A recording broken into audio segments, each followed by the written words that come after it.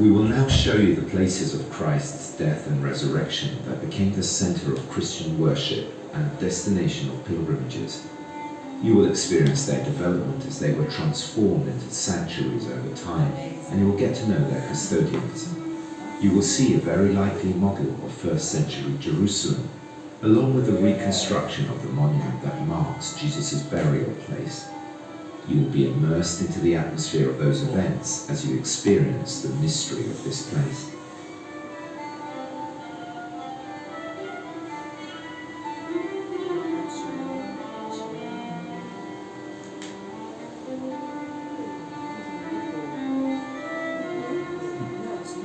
Jerusalem holds a great historical significance for all of humanity, as the city for those who acknowledge the one true God.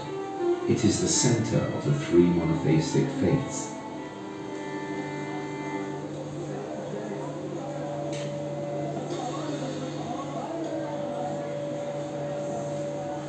Since the time of King David, Jerusalem has been looked upon as Israel's capital, with its temple built by King Solomon as the most important and holy of places. Various invaders have captured and destroyed Jerusalem numerous times. The temple itself was destroyed, and after the return of the Jewish people from the Babylonian captivity, it was rebuilt, surviving until 70 AD.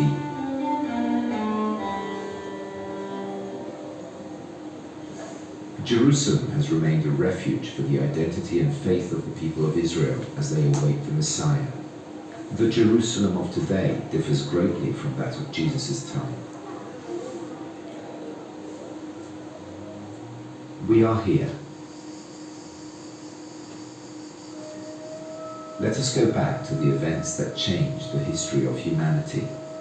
Let us get ready to learn about events of the places where Christ died and rose again.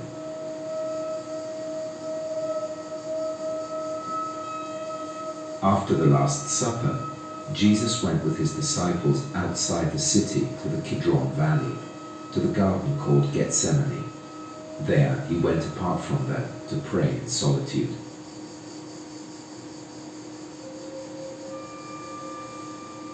When he returned, he found the disciples sleeping. He said to them, "Behold, the hour is at hand when the Son of Man is to be handed over to sinners.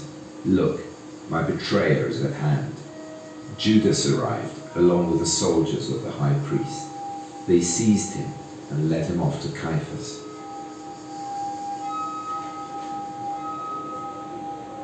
There Jesus was interrogated. Peter was there too, sitting in the courtyard. When he was asked if he knew Jesus, he denied it 3 times, as Jesus had predicted. Then the rooster crowed, and Peter went outside and cried.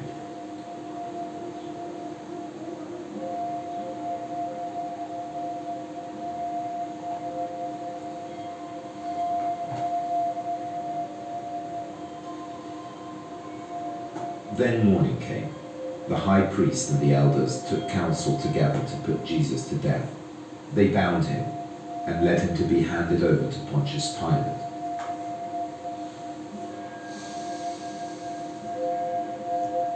Pilate questioned Jesus, but could not find fault in him. According to the custom for the feast, one prisoner chosen by the people would be released. Pilate asked them, "Which one do you want me to release for you? Barabbas or Jesus, called the Messiah?" They answered, "Barabbas."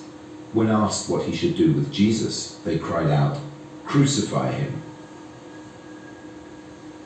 Pilate washed his hands in the sight of the crowd, saying, "I am innocent of this man's blood.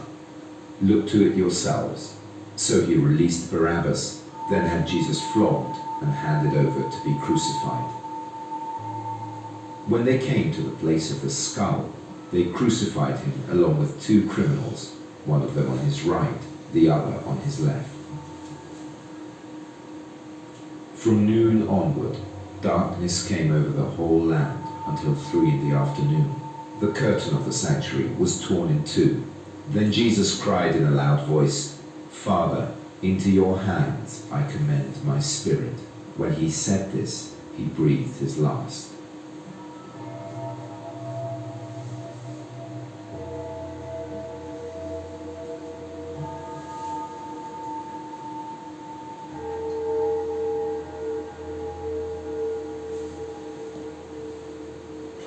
In the evening, Joseph of Arimathea, a rich man and a disciple of Christ, asked Pilate for the body of Jesus.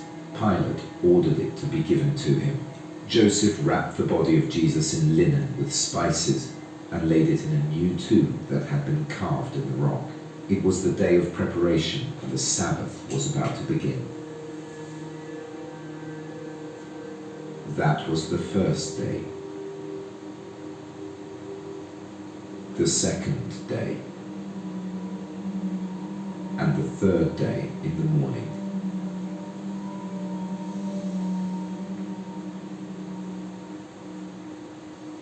After the Sabbath, when the sun rose early in the morning, the women came to the tomb. As they looked, they noticed that the tombstone was already rolled back, and it was very large.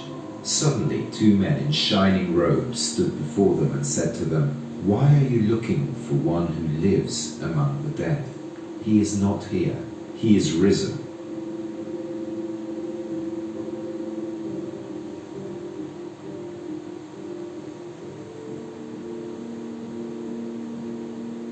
Jerusalem, as we see it today, is arranged on the authentic places in which these events took place. They are constantly visited by pilgrims who want to penetrate these mysteries.